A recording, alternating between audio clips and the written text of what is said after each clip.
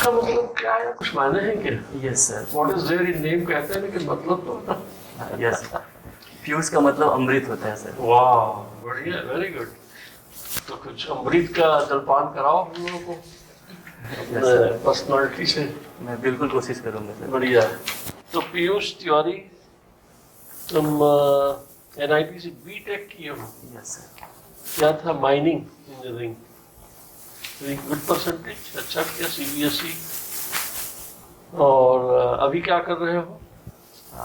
Sir इसके बाद मैं अदानी इंटरप्राइजेस लिमिटेड में जॉब किया 2019 तक, और उसके बाद से मैं उसके बाद तैयारी कर रहा हूँ सर सीबीपीएससी। यूपीएससी की भी कर रहा है? नहीं सर, अभी नहीं कर रहा हूँ। अभी मैं इसकी तैयारी कर रहा हूँ सीबीपीएससी की। गुड। तो मजा नहीं आया बीटेक करते समय? सर बीटेक करते समय अच्छा लगा था, जॉब भी किया था, लेकिन जब मुझे सिविल सर्विसेज के बारे में पता चला, मैंने सिविल सर्विसेज ऑफिसर से बात किया, तो फिर इसके बारे में मेरी रुचि जगी। और इसमें जैसे कार्य में विविधता बहुत अधिक होती है सर दूसरे जॉब की तुलना में, और दूसरा इसका कार्य क्षेत्र बहुत अधिक होता है, निर्णय क्षमता उच्च होती है, जिसके माध्यम से हम अपने राज्य के विकास और राज्य के नागरिकों के विकास प्रक्रिया में भागीदार बन सकते हैं, और यह जनता से सीधा जुड़ने का मौका प्रदान करता है। तो इसकी वजह से मैं सिविल सर्विसेज में आकर्षित हूँ। तो जितने भी ये पद हैं सभी जनता से जुड़े हुए हैं, है ना? सिविल बने, डीवाई बने, डिप्टी कलेक्टर हो, डीवाईएसपी से लेकर के जेल थोड़ा लिमिटेड हो जाता है। Yes sir. तो इसमें 3 बताओ प्रायोरिटी, जिसमें हो जाए तो जाओगे, जिसमें हो जाएगा उसमें जाना है। सर अभी तो जो भी हो जाएगा मैं उसको सहर्ष से स्वीकार करूंगा और बहुत मन लगाकर कार्य करूंगा, लेकिन मैं तैयारी जरूर जारी रखूंगा। और तुम यार बीटेक को किसी को एक्सेप्ट करोगे? सर वो सिर्फ वित्तीय सुरक्षा के लिए है कि मैं अपना खर्च खुद चला सकूं, और उसके साथ मैं तैयारी जरूर जारी रखूंगा, और जब तक डिप्टी कलेक्टर नहीं बन जाता। लेकिन तुम्हारी चॉइस क्या है, प्रायोरिटी? सर डिप्टी कलेक्टर मेरी फर्स्ट प्रेफरेंस। डिप्टी कलेक्टर की पोस्ट कम होती है। Yes sir. और ओपन कैटेगरी में और कम हो जाती है। Yes sir. तो you have to keep your options open. Yes sir. है ना? Yes sir. ठीक है ना? और सी अपना क्वालिफिकेशन के कमेंसुरेट पद मिले। Yes sir. बहुत सारे भी ये पटवारी बन जाता है, शॉर्ट गुड। Yes sir. है ना? अच्छा नहीं है। Yes sir. Not a good signal. Yes sir. तो वैसा बंद नहीं करना भाई। Yes sir. जैसे सर इस बार 7 पोस्ट है डिप्टी कलेक्टर का, और अभी मैंने मेंस फिर दिया है जुलाई में, और उसमें 11 पोस्ट है सर। तो मुझे पोस्ट में 5 करीब होगा ऊपर। Yes sir. तो उस पर मैं उम्मीद कर रहा हूँ कि तो माइनिंग बाय चॉइस में ना या बाय डिफॉल्ट? सर जैसा आमतौर पर कक्षा 12वीं या 18 साल की उम्र में हमें इस विषय में ज़्यादा जानकारी नहीं होती कि हम पूरे जीवन में क्या करने वाले हैं, तो मैंने देखा कि जो भी मैथ्स में पढ़ने में अच्छे हैं वो जेई का एग्ज़ाम दिलाते हैं। मैंने भी दिलाया और मेरा एनआईटी में सिलेक्शन हो गया फर्स्ट अटेम्प्ट में। तो सबने सलाह दी कि रायपुर में किए थे? बिलासपुर से। बिलासपुर। Yes sir. बिलासपुर से एनआईटी नहीं गए? नहीं सर, एनआईटी रायपुर से किया था मैं, 12th बिलासपुर। अच्छा, 12th एनआईटी रायपुर से किया। तो उसके बाद जेई में सिलेक्शन हो गया, तो सबने सलाह दी कि इसमें करियर ऑप्शंस अच्छे हैं करके, फिर मैंने एडमिशन ले लिया। माइनिंग बाय डिफॉल्ट मिला था मार्किंग के हिसाब से? Yes sir. तो माइनिंग में क्या, उस डिसिप्लिन में क्या पसंद आया तुमको? What did you like the most? Sir हम अपने देश की ऊर्जा सुरक्षा के लिए सीधा जिम्मेदारी निभाते हैं। जैसे कोल माइनिंग करते हैं, उसे पावर प्रोडक्शन, तो ये सबसे प्राइमरी है। और दूसरा ये सबसे अच्छा मुझे उसमें ये लगता है कि काफ़ी चैलेंजेस होती है। हम जो भी किताब में पढ़ते हैं और रियल फेस जो करते हैं, बहुत डिफरेंस होता है दोनों में। हर कंडीशन, हर माइंस अलग होती है। उस टाइम पे हमें छत्तीसगढ़ के पॉइंट ऑफ व्यू से यस सर, माइंस में क्या क्या है जिसका कंट्रीब्यूशन पूरे कंट्री में सबसे अच्छा, सेटिस्फैक्टरी? कौन कौन से माइनिंग एरिया है? सर जैसे कि गेवरा है कोल माइनिंग में, वो पूरे इंडिया का लार्जेस्ट कोल माइन है सर, ओपन कास्ट माइंस में। और कोल प्रोड्यूसर में हम लोग सर टॉप लार्जेस्ट प्रोड्यूसर हैं कोल के। आयरन ओर में सेकेंड लार्जेस्ट हैं। जैसे गिरौर कौन कौन सा है अच्छा?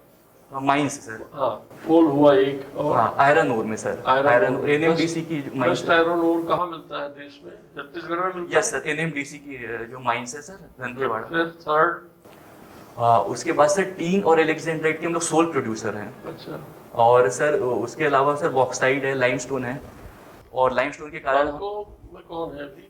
बाल्को किसका है, पब्लिक है या प्राइवेट है? सर वो संयुक्त उपक्रम है जिसकी अधिकांश शेयर वेदांता कंपनी के पास है, स्टेरलाइट कंपनी के पास। पहले ये गवर्नमेंट ऑफ इंडिया की इंटरप्राइजेस थी। देवभोग में भी कुछ मिला है बोलते हैं, what is that? Yes sir, alexandrite मिली है सर। क्या होता है? सर यह जेम स्टोन है सर, और यह पूरे भारत में सिर्फ छत्तीसगढ़ के देवभोग में प्राप्त होता है। बस्तर इलाके में कोई माइंस? यस सर, बस्तर में सर टीन प्राप्त होता है, जो छत्तीसगढ़ पूरे भारत का एकमात्र उत्पादक है टीन। और आयरन ओर नहीं मिलता? हाँ, iron ore sir, yes sir, Dantewada में मिलता है sir, iron ore best deposit है। उसके अलावा कांकेर में मिलता है, नारायणपुर। बेलाडीला किधर है? बेलाडीला सर दंतेवाड़ा जिला में। Yes sir. तो यदि हम नेचुरल रिसोर्सेज को देखें, यस सर, तो हम किस में ज्यादा आगे हैं? मतलब माइनिंग में, माइनिंग ओर में है कि फॉरेस्ट में है? मतलब एज ए ऑब्जर्वर आप कौन सा आपको लगता है? आपने पढ़ा होगा।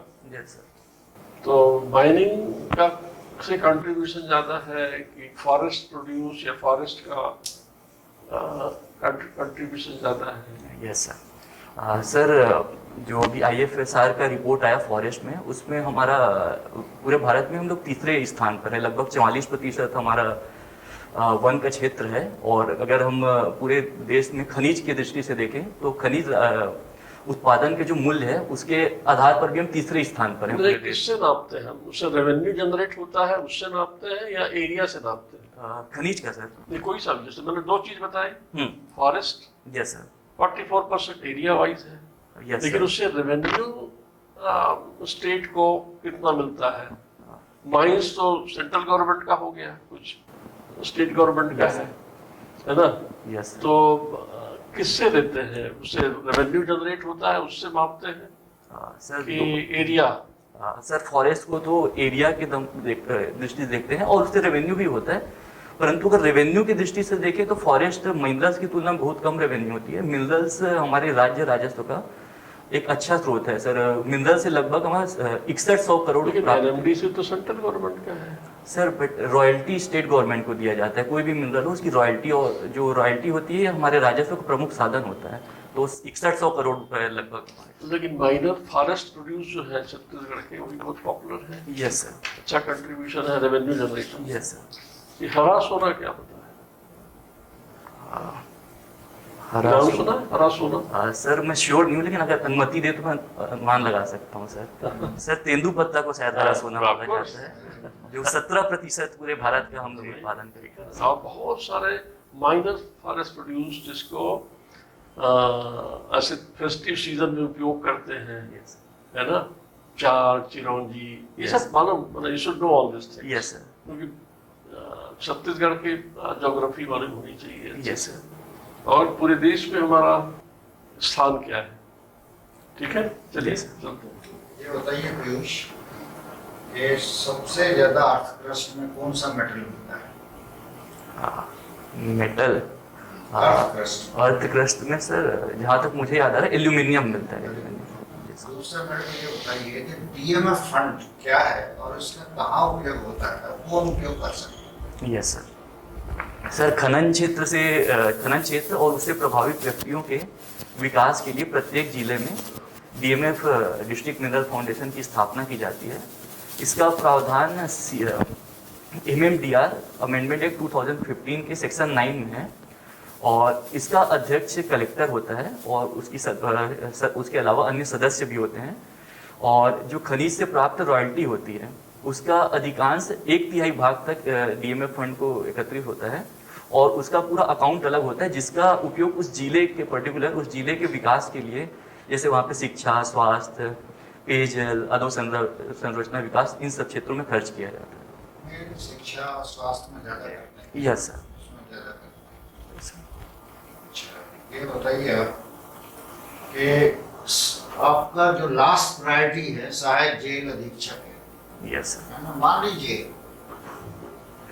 आप उस पद पर गए, क्योंकि प्रायोरिटी आपकी डिप्टी कलेक्टर है, वो वो आप बता चुके हैं। Yes sir. और लोएस्ट प्रायोरिटी है, यस तो सर। जेल में क्या सुधार आप कर सकते हैं, क्योंकि जेल की हालत बहुत खराब है। Yes sir. तो वहाँ पर क्या क्या मेन मुख्य ध्यान आप क्या रखेंगे जेल में? सर जेल का जैसे दो मुख्य उद्देश्य होता है, एक तो क्रिमिनल्स को जेल के अंदर रखना ताकि वो समाज को वो न कर सके, और दूसरा है हमें उनमें सुधार लाना है। तो मैं कोशिश करूंगा कि पहले तो उन्हें वो बेसिक सुविधाएं जो होती है, भोजन, स्वास्थ्य, वो अच्छे तरीके से मिल पाए, और उन्हें भी यह विश्वास दिलाए कि जेल अथॉरिटी हम आपका ध्यान देते हैं, और उनके विकास के लिए जो भी अवसर हों, जैसे उन्हें शिक्षित किया जा सकता है या किसी भी अन्य तरीके से, और उन्हें मार्गदर्शन या प्रशिक्षण के माध्यम से उन्हें सुधार करने, उनकी विचारधारा में सुधार करने का प्रयास करूँगा। मेन जेल में जो मुख्य समस्या वो है स्वच्छता की, क्योंकि ओवर क्राउडेड जेल है। Yes sir. तो स्वच्छता और स्वास्थ्य, उस पर प्रायोरिटी आपको पहले देना पड़ेगी, बिल्कुल उसके बाद सुधारना है। बिल्कुल सर। ठीक है ना? बिल्कुल सर। अच्छा, आप ये बताइए, आपका first priority duty character. Yes sir. मान लीजिए सुदूर क्षेत्र में कहीं आपकी पोस्टिंग होगी, यस सर। तो आप वहाँ पर आपकी क्या प्रायोरिटी होगी उस क्षेत्र के सुधार में, जो कि बहुत ज्यादा पिछड़ा हुआ क्षेत्र है? Yes sir. आप वहाँ क्या करेंगे? सर जैसे छत्तीसगढ़ में सुदूर क्षेत्र अधिकांश बस्तर एरिया में है या ट्राइबल एरिया है, तो ट्राइबल एरियाज की सबसे जो समस्या है मूलभूत, जैसे शिक्षा की उनकी स्तर कम है, स्वास्थ्य है, तो ये सारी सुविधाएं मैं प्रोवाइड करने की कोशिश करूंगा। और दूसरा वो सांस्कृतिक समस्याओं से भी ग्रसित हैं कि उनकी संस्कृति की संरक्षण करने की बहुत आवश्यकता है, और राज्य सरकार उसके लिए प्रयास भी कर रही है। तो मैं कोशिश करूंगा कि उन्हें उस चीज़ के प्रति प्रोत्साहित करूं कि वो अपनी संस्कृति को अडॉप्ट करें। उसके लिए हम उनकी स्कूली शिक्षा में भी कुछ प्रयास कर सकते हैं, उनके भाषा का प्रयोग कर सकते हैं, और उनकी जो टीचर्स हैं, जो उनकी कम्युनिटीज आती हैं, उनको पढ़ा सकते हैं, जो उनकी विभूतियाँ हैं महान, उनके बारे में कर सकते हैं। और अधोसंरचना विकास पे मेरा ध्यान रहेगा उस एरिया में, और पेयजल जो भी है। और दूसरा जो जितनी सुदूर एरिया है मुख्यतः नक्सलाइट समस्या से भी ग्रसित है, तो मैं कोशिश करूंगा कि उनका प्रशासन के प्रति विश्वास हो, और वो खुद जब शिक्षित होंगे तो उनमें भी विकास की भावना उत्पन्न होगी, और वो नक्सलियों का प्रभाव वहाँ पे कम पड़ेगा। और सर का एक क्वेश्चन में आपने बोला कि टीएमएफ फंड का जो अध्यक्ष है, अभी कुछ समय पहले छत्तीसगढ़ सरकार ने उसमें कुछ चेंज किया था, क्या चीज? सर छत्तीसगढ़ सरकार ने इससे पहले प्रभारी मंत्री को उसका अध्यक्ष बनाया था और कलेक्टर को सचिव बनाया था, परंतु केंद्र सरकार ने इस नियम में संशोधन किया और कहा गया कि कलेक्टर ही इसका अध्यक्ष होगा फिर, और राज्य सरकार ने उसके लिए लेटर भी लिखा है, परंतु केंद्रीय प्रहलाद जोशी जी हैं जो केंद्रीय मंत्री, उन्होंने इसका रिप्लाई किया कि कलेक्टर ही अध्यक्ष होगा। अच्छा, ये अफगानिस्तान क्राइसिस के बारे में कुछ बता सकते हैं? Yes sir. सर अभी जैसे कि अफगानिस्तान में लोकतांत्रिक सरकार थी, और एक अलगाववादी संगठन या उग्रवादी संगठन तालिबान थी जो उन्हें हटाकर स्थापित होना चाहते थे। तो और जैसे ही अमेरिका वहाँ से पीछे हटी, वो सत्ता पर कब्जा कर चुके हैं और तालिबान अपना सरकार बनाने के लिए आगे बढ़ रहे हैं। परंतु इससे भारत को समस्या ये हो सकती है कि इनका जो तालिबान का पहला टेन्योर था उसमें इन्हें आतंकवादी संगठन जैसे लश्कर-ए-तैयबा जैसे मोहम्मद को संरक्षण दिया था, तो वापस भारत में आतंकवादी गतिविधियां इससे बढ़ सकती है। और हमने जो इन्वेस्ट किया है वहाँ पे 2 से 3 बिलियन डॉलर का, वो सब भी प्रभावित हो सकती है। और इसके अतिरिक्त चीन और पाकिस्तान गठबंधन बना रहा है वहाँ पे प्रभाव बढ़ाने के लिए, तो अगर वो हम उस चीज़ का नियंत्रण नहीं कर पाते हैं तो मध्य एशिया में भारत का प्रभाव कम हो सकता है। तो इसके लिए भारत सरकार उपाय कर सकती है कि पहले तो तालिबान से संपर्क हम स्थापित करें, और अगर वो हमें आश्वासन देते हैं कि तालिबान की धरती का आतंकवाद के संरक्षण के लिए प्रयोग नहीं किया जाएगा और मानवाधिकार की रक्षा की जाएगी, तो उनसे भी बात चालू की जा सकती है। और इसके अलावा नॉर्दर्न अलायंस, जब तालिबान का पहला टर्म था तब भी वो बहुत सक्रिय था और भारत को उनका पूरा सपोर्ट था, तो हम उनसे भी बात कर सकते हैं ताकि हमारे कोई ऑप्शंस बंद ना हो। और उसके अलावा जो पश्तून आंदोलन है जी, मतलब डूरंड रेखा के कारण जो विवादित है पाकिस्तान और उनके बीच, तो हम पश्तून राष्ट्रवादियों को भी प्रोत्साहित कर सकते हैं ताकि पाकिस्तान और अफगानिस्तान के बीच में थोड़ा डिस्टेंस बना रहे। और उसके अलावा सर चीन में जो विगर मुसलमानों की जो स्थिति है उसके बारे में भी हम अफगानिस्तान की जनता को अवेयर करा सकते हैं, ताकि अब चीन और अफगानिस्तान को करीब आने से रोका जा सके। जैसे एक और इसमें है कि जैसे अमेरिकी राष्ट्रपति ने वापस बुलाया बोलते हैं तो बहुत आलोचना होती है। यस आप किस दृष्टिकोण से देखते हैं, ये उचित है या अनुचित है, सही है गलत है? Yes sir. और सर अमेरिका हमेशा तो वहाँ नहीं रह सकती, तो वापस बुलाना तो उचित है, लेकिन जिस तरह से हड़बड़ी में अमेरिका निकली, वहाँ पे एक लोकतांत्रिक प्रक्रिया को बहाल किए बिना ही तय समय में ही निकल गई, तो ये सबसे बड़ी दिक्कत थी सर। तो अभी अमेरिका को वहाँ थोड़ा रुक कर उनसे बात करनी थी, वहाँ सरकार स्थापित होना था, उसके बाद निकलना था, ऐसा मुझे लगता है। सरकार तो वहाँ स्थापित थी सर, तो तो था, लोकतांत्रिक था सर, तो लेकिन तालिबान से बात करके और दोनों के मध्यस्थता करा के और चुनाव कराने के बाद, जो दोनों के मिलने के बाद जो सरकार स्थापित होती, नई सरकार, उसके बाद अमेरिका को निकलना था। ठीक है। आपका बीटेक माइनिंग में है, तो जैसे आप जानते हैं कि पेट्रोलियम जो इंपोर्ट है भारत की एक बहुत बड़ी समस्या है, तो उसे कम कैसे किया जा सकता है और छत्तीसगढ़ के परिप्रेक्ष्य में छत्तीसगढ़ की क्या भूमिका होगी? Yes sir. पेट्रोलियम सर मुख्यतः गाड़ियों में उपयोग होता है, जैसे कि उसके पेट्रोल या डीजल के रूप में। तो अभी सरकार इलेक्ट्रिकल व्हीकल की तरफ आगे बढ़ रही है, और भविष्य में हम देख सकते हैं कि 2025-2030 तक और चार्जिंग स्टेशन भी लगाते जा रही है। तो अभी इलेक्ट्रिसिटी का लगभग 60% थर्मल सेक्टर से आता है, और छत्तीसगढ़ सबसे बड़ा कोल प्रोड्यूसर है। तो हम इसके लिए कोल प्रोड्यूस करके थर्मल सेक्टर में भागीदार बन सकते हैं, जिससे इलेक्ट्रिकल व्हीकल की पॉलिसी अच्छे से वो चल सकता है। और इसके अलावा हम सोलर सेक्टर और बाकी सेक्टर्स को भी आगे बढ़ा सकते हैं। इसमें कुछ इथेनॉल ब्लेंडिंग के कोई मसला है? Yes sir. अभी करीब पेट्रोलियम में 7 से 8% इथेनॉल ब्लेंडिंग करते हैं। तो केंद्र सरकार का लक्ष्य है कि हम उसे 20% तक बढ़ाएंगे, और छत्तीसगढ़ सरकार भी इथेनॉल प्लांट स्थापित करने के लिए MOU भी साइन कर रही है, ताकि जो हमारा अतिरिक्त धान उत्पादन है उससे हम इथेनॉल बना सकते हैं, और जिससे हमारी आयात कम हो सकती है, पेट्रोलियम आयात। इथेनॉल का सूत्र क्या है? इथेनॉल का yes sir, C2H5OH। Piyush ji, yes जैसे कि आपने बताया, माइनिंग में हमारे कोल प्रोडक्शन में इंडिया मतलब छत्तीसगढ़ का बहुत अच्छा स्थान है, यस सर। लेकिन आप ये भी जानते हैं कि एक लिमिटेड है ना, बहुत समय तक, कितने साल तक रहेगी? आप बहुत ज़्यादा समय तक तो रहेगी नहीं, है कि नहीं? Yes sir. तो अल्टरनेटिव एनर्जी के बारे में आप क्या बोलना चाहेंगे, और क्या क्या सोर्सेज हैं अल्टरनेटिव एनर्जी के बारे में? Yes sir. सर अभी जैसे हम पावर जनरेशन में देख रहे हैं, लगभग 40% ही थर्मल सेक्टर की है भागीदारी है, 60 to 65 थर्मल की भागीदारी, बाकी अल्टरनेट सोर्स से हो रहा है।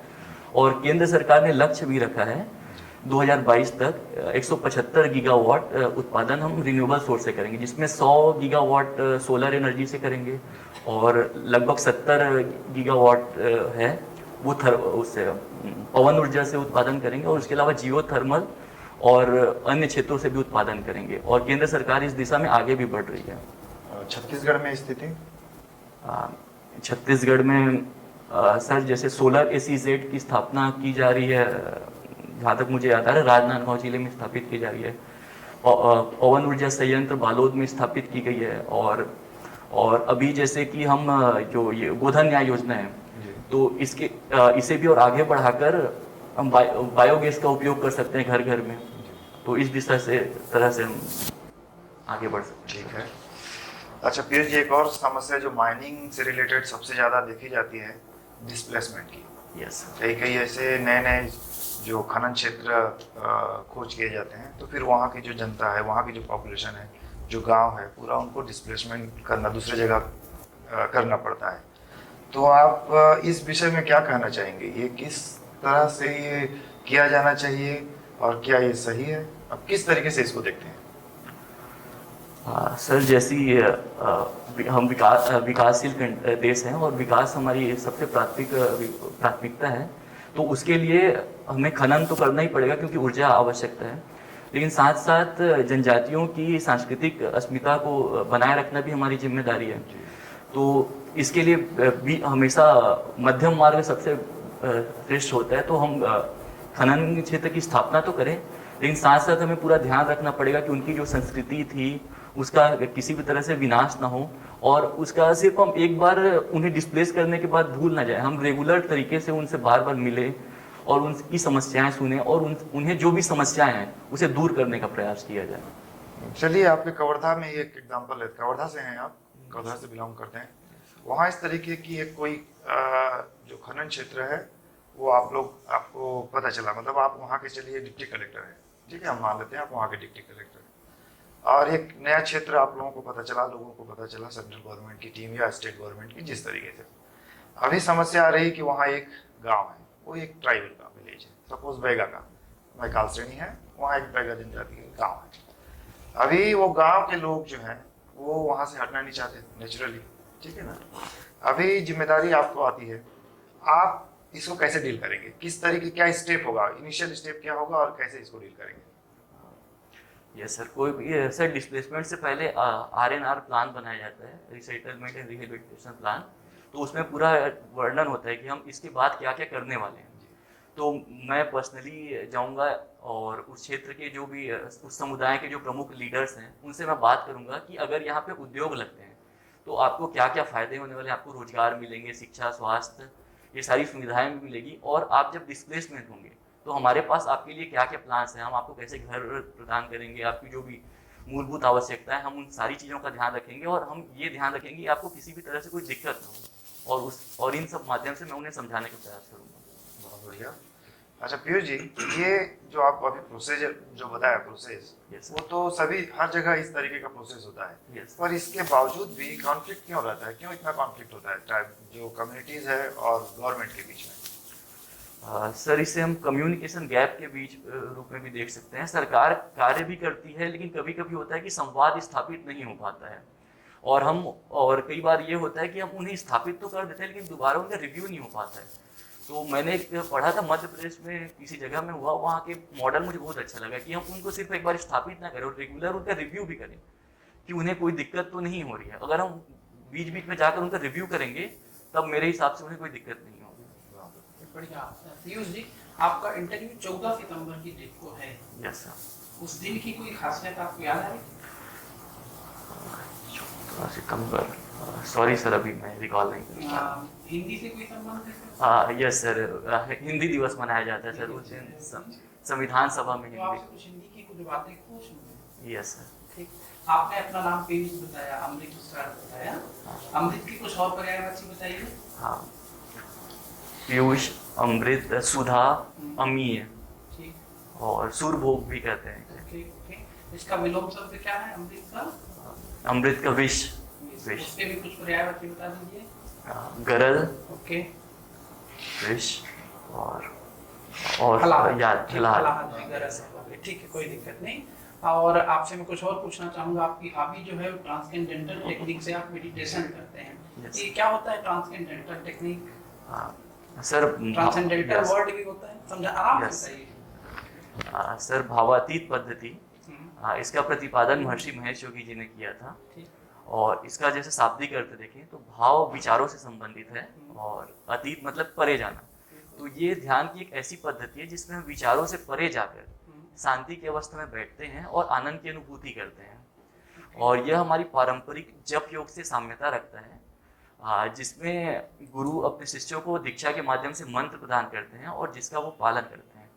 तो महर्षि जी का कहना ये है कि जब हम मंत्रों का लगातार उच्चारण करते हैं तो ये मंत्र हमारी चेतना से लयबद्ध हो जाते हैं और हम अपनी चेतना की गहराई में प्रवेश करते हैं, और उसके बाद हम विचारविहीन अवस्था में पहुंचकर एक ऐसी अवस्था में पहुंचते हैं जब हम आनंद की अनुभूति करते हैं। Very good. अष्टांग योग के 8वां चरण बताइएगा। Yes sir. यम, नियम, आसन, प्राणायाम, प्रत्याहार, धारणा, ध्यान, समाधि। जो आपने अपनी लास्ट स्टेप बताया था आनंद की अनुभूति, अष्टांग योग में वो स्टेप कहाँ पर आता है? सर ध्यान से तो शुरुआत हो जाती है, परंतु उसकी अंतिम प्राप्ति समाधि में होती है। Very good. समाधि के कौन कौन से प्रकार आप जानते हैं? सर संप्रज्ञात समाधि और असंप्रज्ञात समाधि। वो दोनों में अंतर बताएंगे? सर संप्रज्ञात समाधि में ज्ञाता और ज्ञेय का भेद विद्यमान रहता है और हम पूरी तरह से इस परमात्मा से हमारा आत्मा एकाकार नहीं स्थापित हो पाता। लेकिन इसके जब आगे हम बढ़ते हैं तो असंप्रज्ञात समाधि में ज्ञाता और ज्ञेय का भेद पूरा तरह से तो मिट आपने जाता इसका है। अनुभव किया है ज्ञाता ज्ञेय के भेद के? नहीं सर, अभी मैं समाधि की अवस्था में नहीं पहुंच पाया हूँ, मेरा प्रयास रहेगा आप कि कहाँ तक पहुँचते हैं ध्यान में? सर मैं विचार विहीन अवस्था में तो पहुंच पाता हूँ और उससे मुझे आनंद की अनुभूति होती है। Very good. और एक और प्रश्न आपसे, चंद्रशेखर आजाद का नाम आपने सुना है? Yes sir. आपका नाम तिवारी है, यस सर। क्या उनका संबंध है आपसे? यस सर, उनका पूरा नाम चंद्रशेखर तिवारी था, वो मूल नाम आज़ाद लिखते थे। वो पूरे क्रांतिकारी नेताओं और पूरी राष्ट्रीय आंदोलन और जनता के लिए प्रेरणा स्रोत हैं। उन्होंने जिस तरह से निर्भीक होकर भारत की आज़ादी के लिए लड़ाई लड़ी और अपना जान न्यौछावर किया, वो आज भी हमारे लिए प्रेरणा के स्रोत हैं।